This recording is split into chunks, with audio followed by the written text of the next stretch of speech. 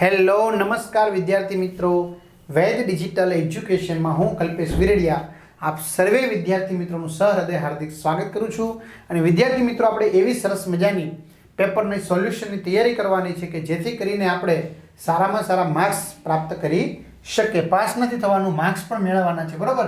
તો ચાલો, આપણી પાસે ધોરણ 9 વિજ્ઞાનનું દ્વિતીય સામયિક પરીક્ષાનું 50 ગુણનું પેપર છે બીજું, તો એનું પણ આપણે સોલ્યુશન કરીએ જેથી કરીને આપણે મેક્સિમમ સારી તૈયારી કરી શકીએ. તો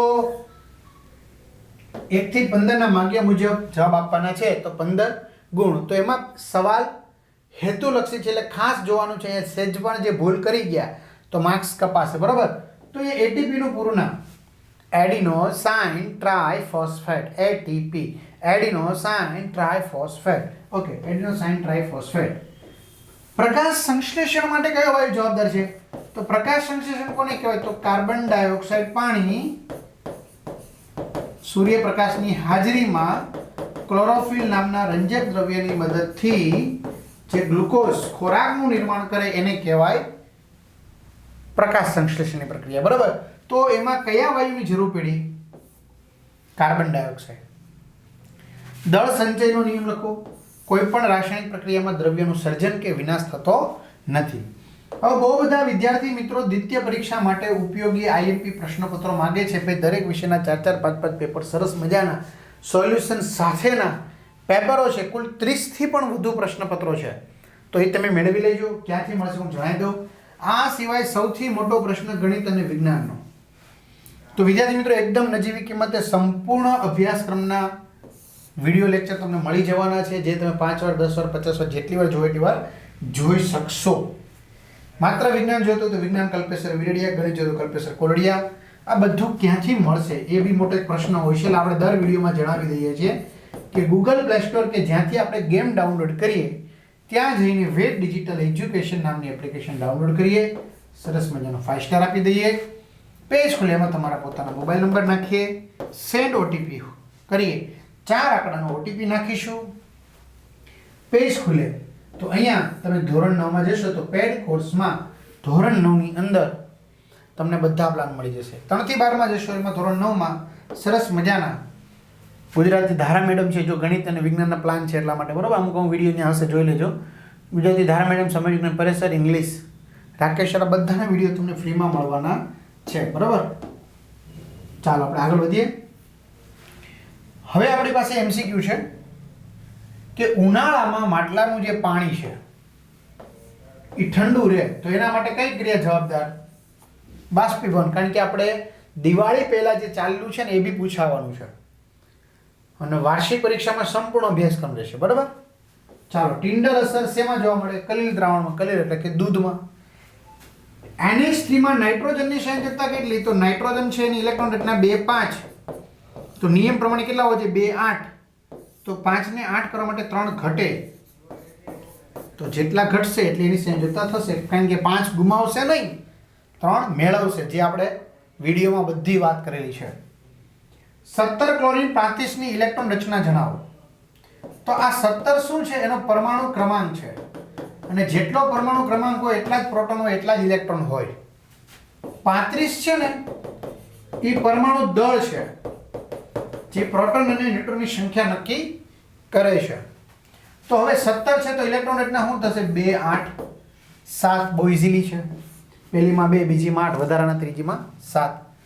ખરા ખોટા આપણે જણાવવાના છે, તો કઈ વાંધો નહીં. ચાલો, ખરા ખોટા બી જણાવી દઈએ. આપણે ક્યાં ના પાડીએ છીએ? દૂધનું દહીંમાં રૂપાંતર થવું એ ભૌતિક ફેરફાર નથી, ખરું? કારણ કે રાસાયણિક ફેરફાર છે એવું લખ્યું હોય તો બી સાચું છે, અથવા તો ભૌતિક ફેરફાર નથી તો બી સાચું છે. કારણ કે ભૌતિક નથી તો કયો ફેરફાર હોઈ શકે? રાસાયણિક. આપણે 2 જ ફેરફાર આવે છે. રુધિર સંયોજક પેશી છે, યસ. પ્રવાહી સંયોજક પેશી છે, યસ, રાઈટ. લોખંડ માટેની સંજ્ઞા Fe છે, યસ, Fe.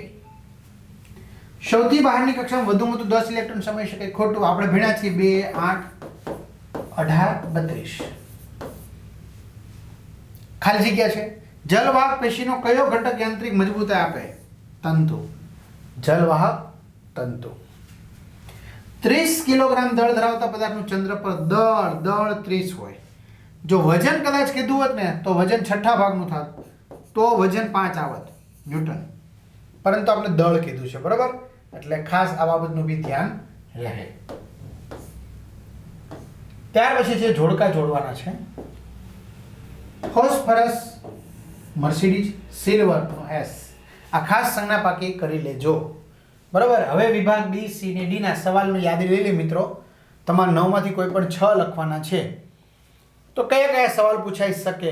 તો માની લો કે મારે લખવાનું હોય તો હું એકદમ ઈઝી સવાલ લઉં. કયા કયા? જો દ્રવ્યના કણોની લાક્ષણિકતા 4, દ્રવ્યના કણો અતિ સૂક્ષ્મ હોય છે, અવકાશ હોય છે, ને બધું લખી નાખવાનું, બરાબર?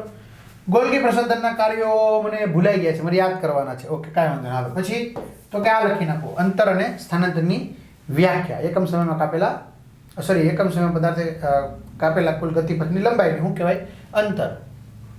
ગતિપથની લંબાઈને ચોક્કસ દિશામાં સ્થાનો થતા ફેરફારને સ્થાનાંતરને એસઆઈ એકમ મીટર પ્રતિ સેકન્ડ, બરાબર? ઝડપની વ્યાખ્યા મને આવડે છે તો ઉદાહરણ સાથે આપી દઈશ. સ્થિર બધા સ્થિર ગતિમાં ગતિ, બરાબર? સેન્દ્રિય ખાતર તો લગભગ બધાને આવડે છે. રાસાયણિક સંયોગીકરણના નિયમો પણ આવડે છે. થોમ્સનનો પરમાણુ નમૂનો આવડે છે.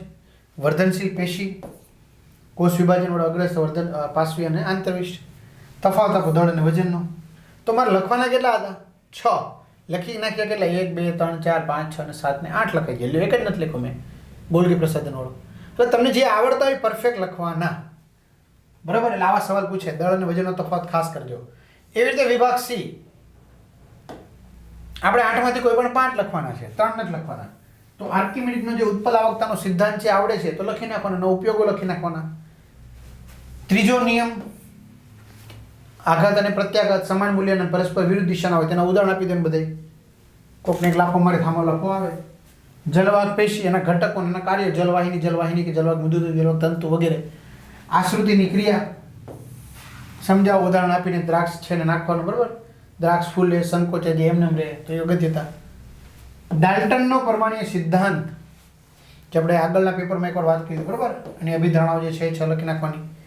સમસ્થાનિકો, એ બી આગળના પેપરમાં એકવાર આવી ગયેલું છે. આણ્વિક દળ જુદું જુદું, પરમાણ્વીય ક્રમાંક સમાન હોય તો એને સમસ્થાનિક કહેવાય. ગુરુત્વીય પ્રવેગ સ્મોલ g નું વ્યાપક સૂત્ર મેળવવાનું. ત્યાર પછી અહીંયા 3 પ્રશ્ન પૂછ્યા છે 32 ની અંદર. તો વનસ્પતિ પેશીના નામ આપવાના છે. જીવંત કોષો સ્થૂલક તો યાંત્રિક મજબૂતા આપે, મૃત કોષો સ્થૂલન ધરાવતા યાંત્રિક મજબૂતા આપે, અને હરિતકણો ધરાવતા આંતરકોષો તો એના એક શબ્દ લખી નાખવાના. આવું પૂછાય, બરાબર? હવે ફેરવીને પૂછાશે, એવું નહીં વિચારવાનું, બધું બેઠું જ પૂછાય છે, બરાબર? હા, સ્થૂળ કોણક પેશી, દ્રઢોતક પેશી. ત્યાર પછી વિભાગ ડી, 3 માંથી કોઈ પણ 2 લખવાના. તો આ તો કરવાનું છે પાકો, ફરજિયાત. કયો? ન્યૂટનનો. પછી રુથરફોર્ડ વાળો ફરજિયાત કરવાનો છે. અને ઓલો તો મેં તમને કીધું એમ CH3O કે મિથેનોલ. તો આમાં કાર્બનનું પરમાણ્વીય દળ વત્તા હાઇડ્રોજનનું પરમાણ્વીય દળ વત્તા કોણ? ઓક્સિજનનું પરમાણ્વીય દળ. કાર્બન 1, હાઇડ્રોજન કેટલા છે? 4. ઓક્સિજન 1, કાર્બનનું કેટલું અહીં આપ્યું છે? 12. હાઇડ્રોજનનું 1, ઓક્સિજનનું 16, 12, 4 એકુ 4, 16, 16 ને 4 20 ને 12, 32 U. એટલે આવી રીતે શોધવાનું છે, બરાબર? તો વિદ્યાર્થી મિત્રો, આ સરસ મજાના પેપરની આપણે ચર્ચા કરી. તો બધા મિત્રોને 50 માંથી 50 ગુણ પ્રાપ્ત થાય એવી વેદ ડિજિટલ પરિવાર તમને શુભકામના પાઠવે છે. ખાસ ચેનલમાં નવા ચેનલ સબસ્ક્રાઇબ કરો, વિડીયો લાઇક કરો, અને મેં કહ્યું એમ એપ્લિકેશનમાં જઈ તમારે પેપર શેટ કે જે પણ કાંઈ જોવું હોય તે મેળવી લેશો.